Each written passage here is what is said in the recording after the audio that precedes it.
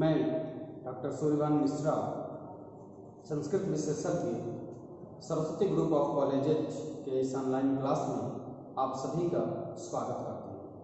जैसा कि आप जान रहे हैं कि हम कुमार संभव महाकाव्य अध्ययन कर रहे हैं। कुमार संभव महाकाव्य के प्रथम सर्ग जो बीए प्रथम वर्ष में संस्कृत में यूजीसी के द्वारा निर्दिष्ट किया गया है, उसका अध्ययन हम कर रहे हैं। और अध्ययन करते करते आज हम 31, 32 और 33 नंबर के श्लोक तक पहुंच गए हैं।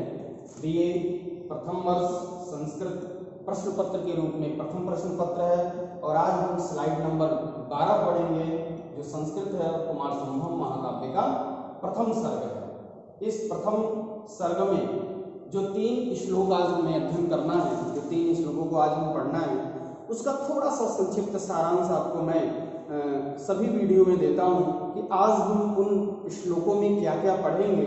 उसमें आज हम देखते हैं कि महाकवि कालिदास कुमार संभव महाकाव्य के प्रथम सर्ग में पार्वती के युवा अवस्था की सुंदरता का वर्णन आरंभ किया है।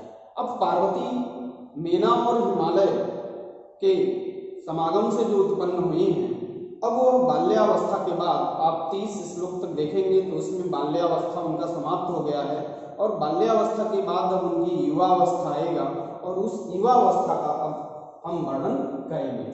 पार्वती के अतिशय सौंदर्य का वर्णन कालिदास ने प्रस्तुत श्लोक में किया। उनके अतिशय सौंदर्य, उनका सौंदर्य कैसा है, उनकी युवावस्था कैसा आ रहा है, उनके शरीर कैसे हैं, उन समस्त का सूक्ष्म अध्ययन कालिदास ने कराएंगे। इनके शरीर का वर्णन क्रमबद्ध किया गया है।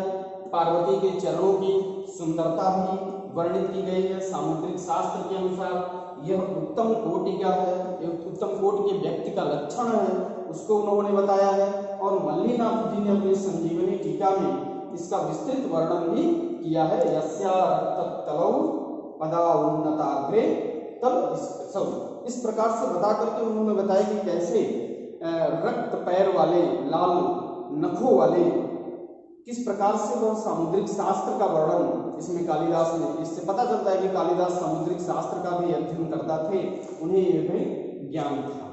अब हम श्लोक की तरफ चलते हैं। आज जो हमें श्लोक का अध्ययन करना है वह श्लोक आपके समक्ष स्लाइड के रूप में आया हुआ है। इसमें हम देखेंगे कि यह जो महाकाव्य है वह उपजाति छंद में लिखा गया है। और उपजाति छंद आप जानते हैं कि इंद्र वज्रा और उपेंद्र वज्रा से मिलाकर के उपजाति छंद बनता है। उसका हम सस्वर वाचन पहले कर लेते हैं। आप भी साथ में सस्वर वाचन करने का प्रयास करिए, क्योंकि पढ़ेंगे तभी आपको पढ़ने आएगा।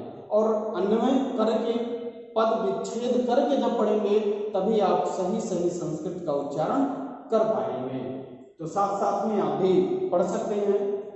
असंभृतम मंडनम अंगयश्चे रनास्य वाक्यम कर्णम मदस्य कामस्य पुष्प व्यतिरिक्तमस्त्रम बाल्यात् परं सा अथवय प्रपेदे कामस्य पुष्प व्यतिरिक्तमस्त्रम बाल्यात् परं सा अथवय प्रपेदे। यहाँ महाकवि कालिदास ने बताया है कि पार्वती का सौंदर्य कैसा है, उनका स्वरूप कैसा है। उस स्वरूप को बहुत सारे उपमाओं के द्वारा यह हमें बताएंगे। और श्लोक संख्या 33 से लेकर के 49 तक हम पार्वती के शरीर के सौंदर्य का वर्णन पढ़ेंगे। उनके एक एक अंगों का वर्णन महाकवि कालिदास ने किया है। उसमें अभी हम पहला श्लोक है, यहां से हम आएंगे। अथ शब्द आपको दिख रहा होगा, अन्वय में भी आप देख सकते हैं। अथ शब्द, अथ माने इसके अनंतर, यानी पिछली जो घटनाएं आप पढ़े हैं, 30 श्लोक तक की जो भी विषय वस्तु को आपने पढ़ा है इस पार्वती के विषय में, उसके अनंतर, उसके बाद शा, वह, सा शब्द स्त्रीलिंग में वह के लिए प्रयोग होता है। उस पोस्ट में आप पार्वती लिख सकते हैं। उस कन्या अंग यष्टे असंभृतम मंडनम ई, यहां से जब हम अलग करेंगे तो अंग यष्टे यानी उनके सुंदर शरीर के क्या शरीर के? सुंदर शरीर के लिए असंभृतम, असंभृतम शब्द का अर्थ होता है अनायास, स्वयं सिद्ध, किसी को बनाने की आवश्यकता नहीं पड़ी, किसी से लेने की आवश्यकता नहीं पड़ी, वह स्वयं सिद्ध है, अनायास उन्हें प्राप्त है, अनायास बनने वाली। मंडलम शब्द का अर्थ होता है सुशोभित, आभूषण कह सकते हैं। यंग यष्टे, पहले यहां से फिर से शुरू से देख लेंगे। अथ इसके अंतर सा उस पार्वती, यंग यष्टे असंभृतम मंडनम, अंग यष्टे सुंदर शरीर के लिए स्वयं सिद्ध मंडनम आभूषण बनने वाले। क्या बनने वाले? आभूषण बनने वाले। कैसे आभूषण बनने वाले? वह आपको यहाँ पे उनके सुंदर शरीर का वर्णन कर रहे हैं कि उनका जो अंग है वह अंग स्वयं सिद्ध है। कैसा है?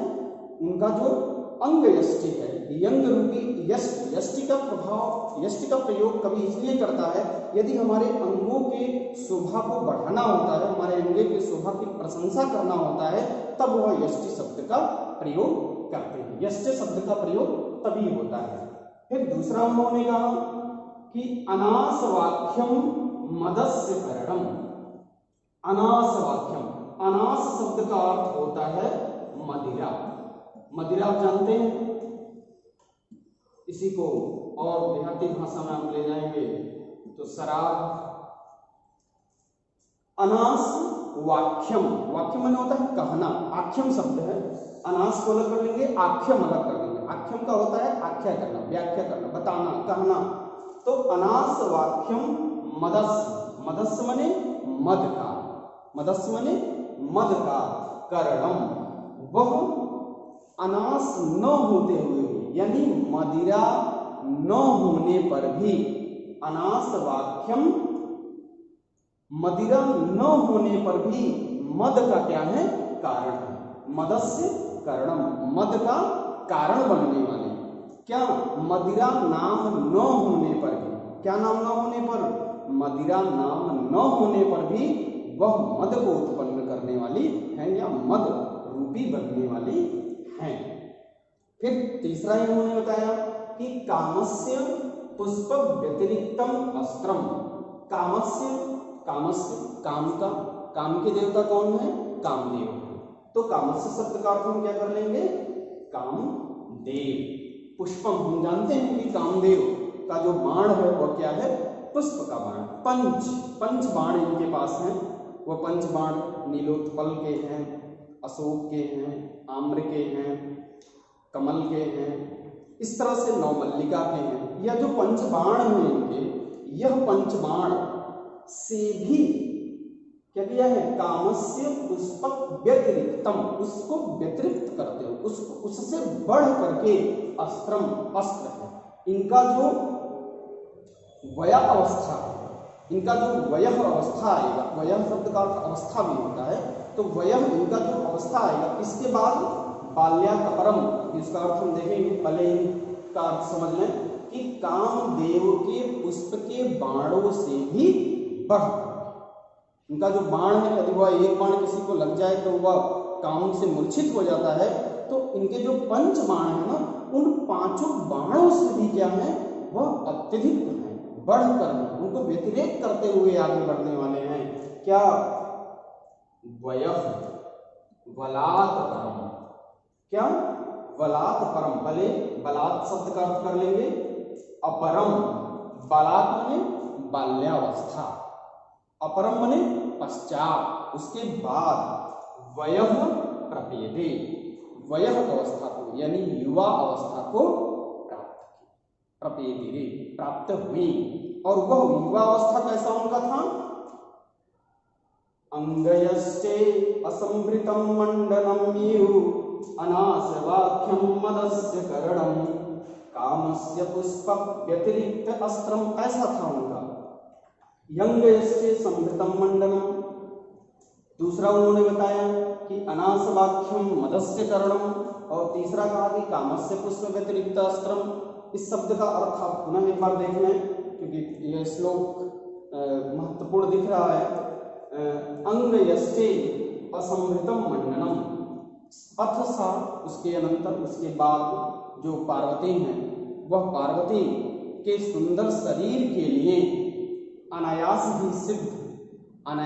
सिद्ध आभूषण बनने वाले और मदिरा नाम न होने पर भी मद को उत्पन्न करने वाले और कामदेव के बाणों से भी बढ़ करके क्या बलात्परम बाल्यावस्था के बाद वयः प्रपेदे, युवा अवस्था को प्राप्त हो। ठीक है, अगले वाले श्लोक को हम देखते हैं। इसमें भी बप का विशेषण इसमें बताया गया है, उपमाएं दी हैं। दो उपमाओं के द्वारा महाकवि कालिदास ने इनके शरीर की शोभा को बताया है। बप शब्द आपको यहाँ दिख रहा है। यदि मुख्य कथन की बात करें तो नौ यौवनेन विभक्तम तस्याः बपुः चतुरस्य शोभी बभूव, यह मुख्य कथन है, इसको आप पकड़े रहिएगा। नौ यौवनेन विभक्तम बपु तस्याः चतुरस्य शोभी बभूव, चारों दिशाओं में उनका क्या हुआ, नई युवा अवस्था सुशोभित हुई। उसी को इन्होंने दो उपमाओं के द्वारा बताया है। वह उपमाएं क्या क्या हैं, पहले एक बार इस श्लोक का हम सस्वर वाचन कर लेते हैं, तत्पश्चात हम इसके एक एक शब्दों के अर्थों को देखेंगे। उन्मीलितं तु लिकयेव चित्रं सूर्यासुभिन्नमिवारविन्दं बभूव तस्याश्चतुरस्य शोभी बपुः विभक्तं नौ यौवनेन, बपुः विभक्तं नौ यौवनेन। इसमें नौ यौवनेन शब्द का अर्थ हम पहले कर लेंगे, नई युवा अवस्था में, नौ यौवनेन नई युवा अवस्था, विभक्तम विभक्त नई युवा अवस्था में विभक्त या नई युवा अवस्था में प्रत्येक अंगों का वर्णन इसमें महाकवि ने किया है। नौ यौवनेन विभक्तम, नई युवा अवस्था या नए यौवन में विभक्त, ऐसा भी कर सकते हैं, नए यौवन में विभक्त। क्या, तस्याः, तस्याः शब्द का प्रयोग पार्वती के लिए।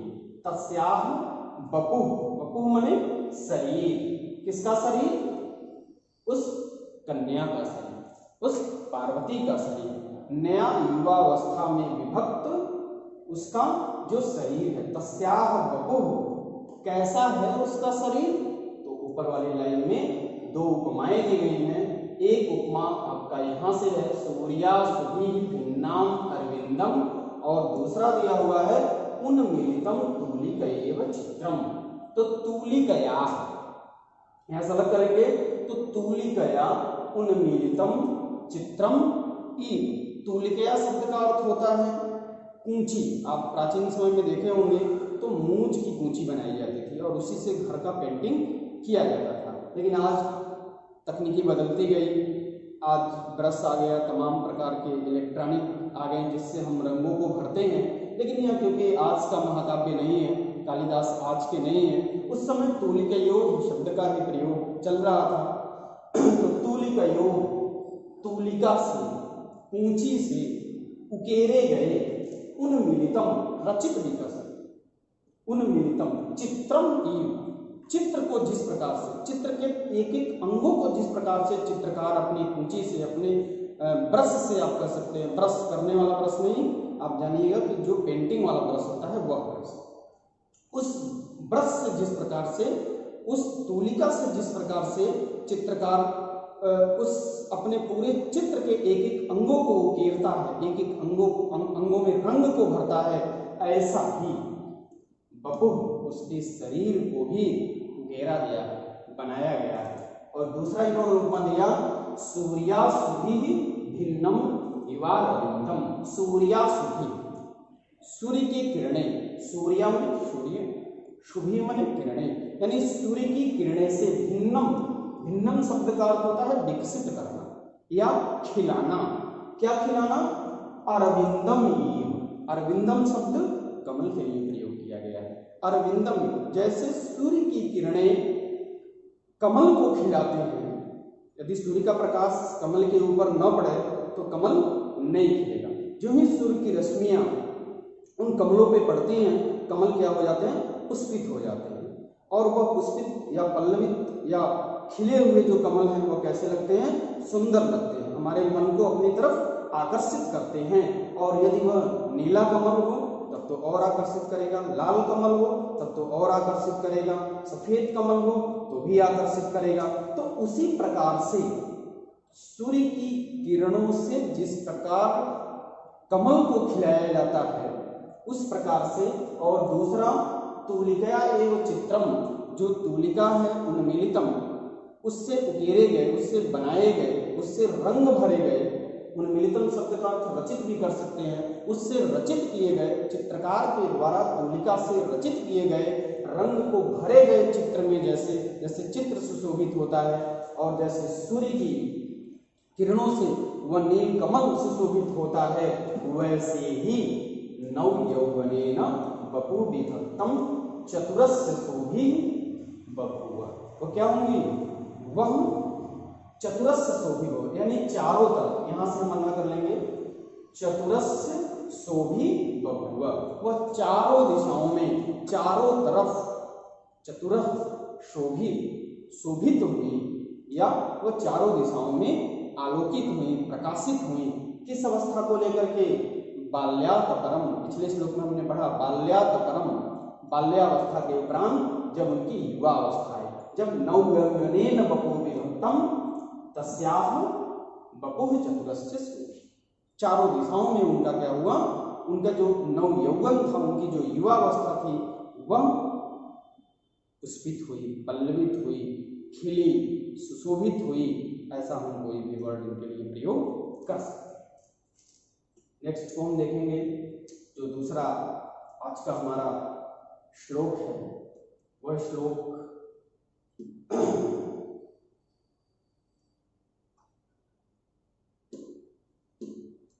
इसमें महाकवि कालिदास ने इनके चरणों की शोभा को बताया। तत्चरणों, आपको यहां मिलेगा, इनके चरण कैसे हैं, इनके चरणों की शोभा कैसी है, उन चरणों की शोभा को महाकवि कालिदास ने यहाँ बताया है। पहले सस्वर वाचन कर लेते हैं।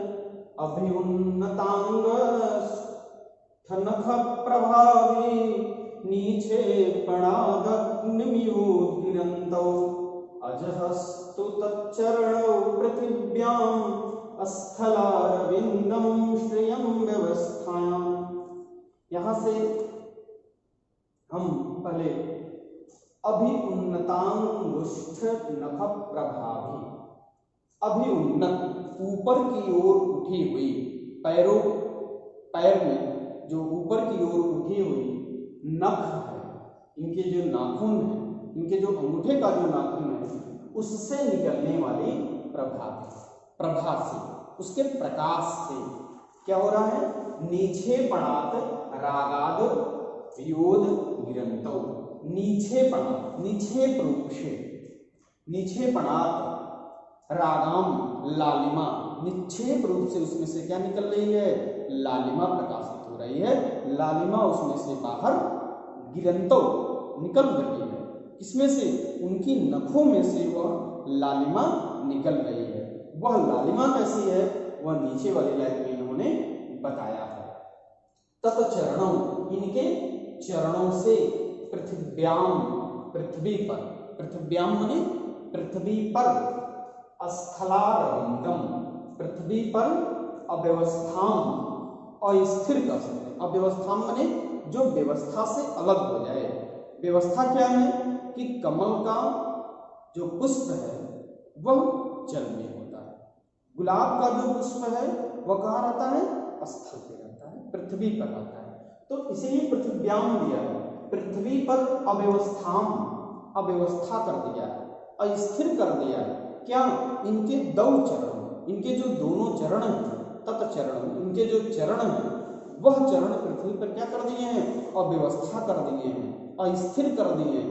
वह दोनों चरण उस कमल के पुष्प के समान स्थलारविंदम, स्थल पे अरविंद, यानी हम गुलाब, किन्हीं विद्वानों ने इसे गुलाब से भी उसका तात्पर्य रखा है कि गुलाब को ही स्थलारविंद कहते हैं, क्योंकि गुलाब का जो फूल होता है वह पूरा लाल रंग का होता है और उनके जो नख थे वह भी कैसे थे, अंगुष्ठ नखः, उनके जो अंगुष्ठ का नख था वो भी लाल रंग का था।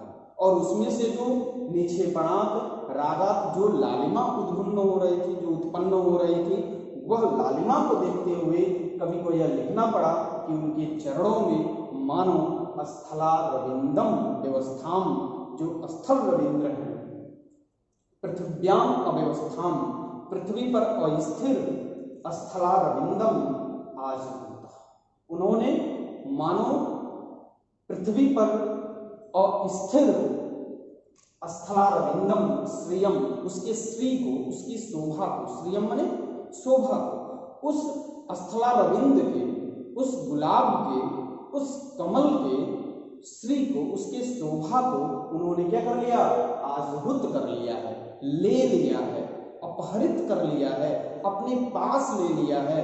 कौन? वह पार्वती जी, जो वह कन्या जन्म ली है, वह कन्या क्या कर ली है, उस स्थलारविंद को अपने अंगूठे में रख लिया है। और जब वह निक्षेपणात् करती है, यानी जब वह पदन्यास करती है, जब वह चलती है, तो मानो कमल तालाबों में नहीं है, मानो गुलाब स्थल पे नहीं है, इसलिए अव्यवस्थाम पद आया है। वह उनके कहाँ आ गए हैं, पैरों में आ गए हैं, उनके दोनों नखों में आ गए हैं। उसकी जो लालिमा है, वह सारी लालिमा, सारा रागम कहाँ आ गया है, उद्गिरंतम हो गया है, उनके चरणों में आ गया है।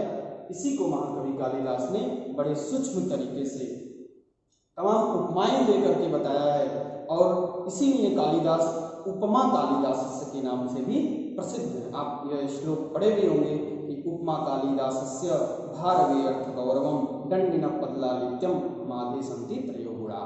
तो आप जानते हैं कि कालिदास उपमा के लिए प्रसिद्ध है और उपमा कालिदास का सर्वश्रेष्ठ है। इसमें बहुत बार परीक्षाओं में प्रश्न भी पूछता है कि उपमा कालिदासस्य, इस सूक्ति का आप व्याख्या करिए, इस सूक्ति को आप बताइए। अब हम आपसे पुनः इसके आगे 34, 35 और 36 जो पार्वती के सौंदर्य का वर्णन करते हुए महाकवि कालिदास ने जिस प्रकार से लिखा है, उसको हम फिर अगले वीडियो में आपके समक्ष लेकर के प्रस्तुत होंगे। तब तक के लिए नमः संस्कृत।